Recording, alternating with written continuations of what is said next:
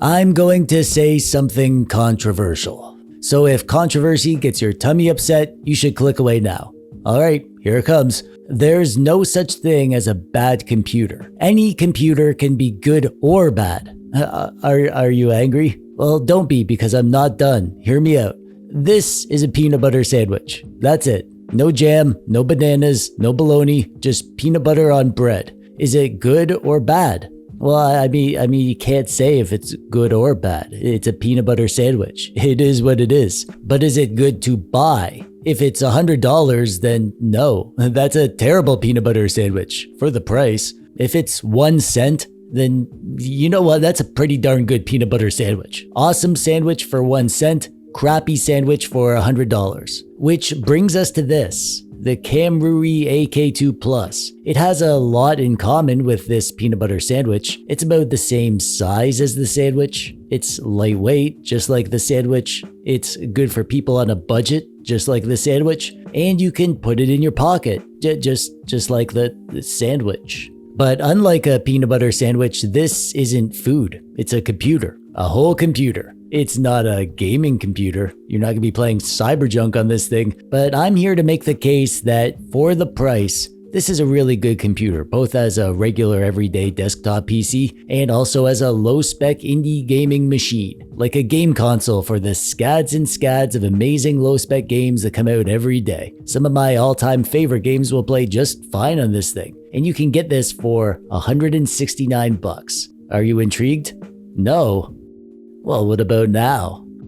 This review unit was sent to me by Kamrui. They didn't get to see the video before publishing. No money exchanged hands, and all opinions are my own. Let's start with the unboxing. Typical Kamrui box. They do this same box on other PCs. Yeah, there it is, the AK2 Plus. 16 gigabytes of RAM, 512 storage, good stuff. Let's get in here. In the box, we have the PC. There it is. We'll come back to that. And under here, we have, oh snap, an HDMI cable. Finally, now I can do this.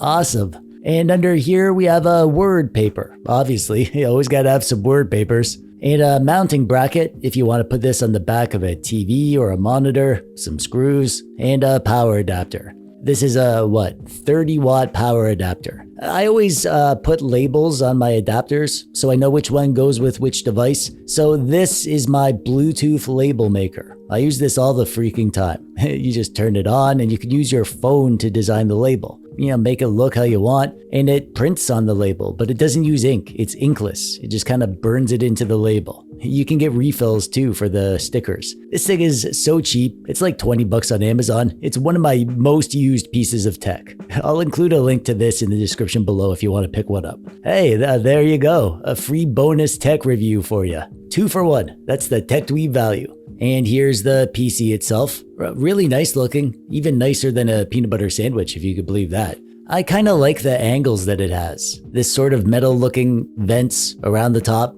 pretty classy. For I/O, we have a headphone hole, Ethernet hole, 2 HDMI holes, 1 USB-A hole, and a power plug hole. And here we have 3 more USB-A holes. 1 2.0 speed and 2 3.0 speeds, and a power button. Some ventilation on the bottom and obviously more ventilation around on the top. It looks like the top comes off with this little switch here. We have a 3.5-inch drive bay on the top, and I can see that the RAM is under there. 1 single 16 gigabyte stick of RAM. And you can also upgrade the NVMe drive, but you gotta dig through the layers, so I'm not gonna bother.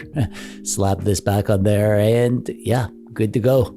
Real quick, let's go over the specs. We have a 12th gen Intel N100 processor, which is sort of the higher end of the cheap processors. It's a 4-core, 4-thread processor with a max turbo of 3.4 gigahertz, rated at just 6 watts, with integrated Iris Xe graphics at 24 EUs. This processor can take lots of different RAM configurations, but here we have 16 gigabytes of single-channel DDR4 RAM. It's clocked at 2400 megahertz out of the box, but you can take that up to 266 megahertz in the BIOS. We have 512 gigabytes of NVMe internal storage. We also get Wi-Fi 5, Bluetooth 4.2, Gigabit Ethernet, and an integrated Supermax Hyperchip running at 557 chonky floops. I made that last one up. And here we are, all set up. I installed some stuff, did some benchmarks, recorded some gameplay footage. Overall, it's a $169 PC. We gotta keep that in mind. You're not gonna get amazing top-end performance here, but even still, considering the price, I think this is just great. It's a nice snappy system. It came with a very standard installation of Windows 11 Pro with no pre-installed bloatware. And if you're just thinking about using it for Windows stuff, then yeah, it works really great, actually. I'm always surprised at how good cheap PCs are these days. Just a few years ago, a $169 computer would have been a low-end Celeron and barely be able to do basic stuff. Now we get a fully competent computer. This thing can handle all your normal computer stuff, no problem. Web browsing, running applications, this thing will be more than fine for that stuff. It can handle 4K video, no problem. So if you wanted to use this thing for a media center PC, it would work well for that. Even some more advanced desktop stuff like light Photoshop work. Don't expect it to be a beast, but for basic stuff, yeah, this will get you by. And as always, I ran a few quick benchmarks for the uber nerds out there. In Geekbench 6, I got a multi-core score of 2418 and a single core score of 1137 and a GPU OpenCL score of 3324. On the SSD, I was able to get a max sequential read of 530 and a max sequential write of 506 and a max random read speed of 244 and a max random write of 170. So I mean, yeah, it's not a beast, obviously. It's enough for basic stuff. But we're not here for basic stuff, are we? Oh, you are? Well, could we at least check out some games? Yeah? Okay, good.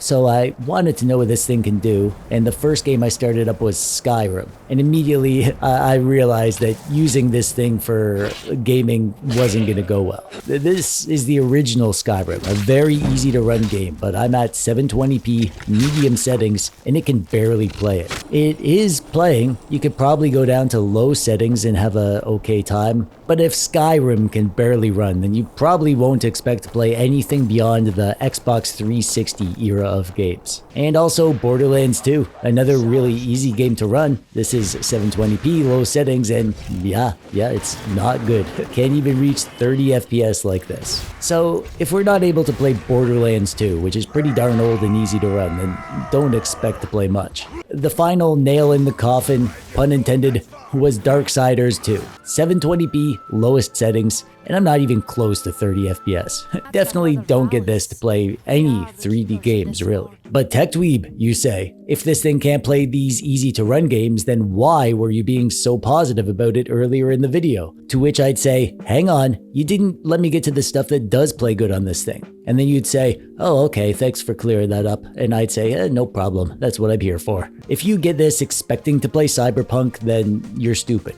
That's all there is to it. It's for older games and indie games. And if you get this thing expecting to play these sorts of games, you're gonna have a great time. I've said it before many times, but I'll say it again because I believe it so deep in my soul. You don't need a badass gaming PC to be a PC gamer. Low spec and indie games are an entire world of gaming that you could do on any computer. And while lots of these games are pretty small in scope and sort of one-trick ponies, a ton of these games are not only as good as AAA PC games, but better. Pretty much all of my favorite games right now that I'm playing are low-spec games. I am nuts about shoot 'em ups, beat 'em ups, hack and slash 'em ups. I could easily take a cheap PC like this, turn it into a Steam machine, and be perfectly happy having a lifetime of playing games like this instead of the big graphically intensive AAA games that come along. Actually, let me show you this now. This is how I like to use these things to turn them into like a Steam machine. This is like Steam machine mode.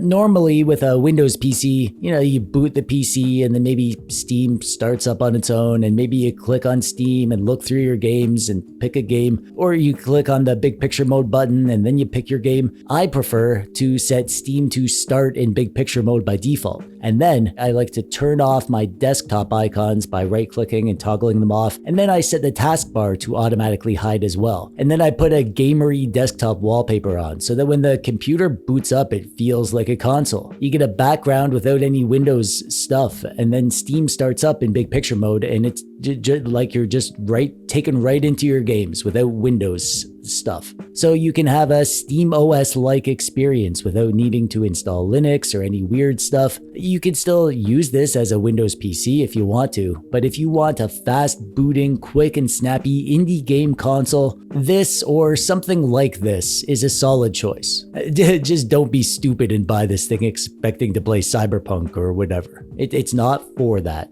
It's for Windows stuff and low-spec games, and if that's not enough, then maybe lower your standards? I don't know what to tell you. If you'd like to pick up a Kamrui AK2 Plus, I'll have a link to where you can buy this in the description below. And that brings us to the end. Thanks for watching and stuff. If this video didn't do it for you, then check out this video, my review of the Beelink Sur 6 Max, which is my current favorite gaming mini PC. It's the one that I use personally. There's a link on the screen right now and down in the description below, and you can go watch that now because we're done. I'm TechDweeb. Thanks for watching. Bye-bye.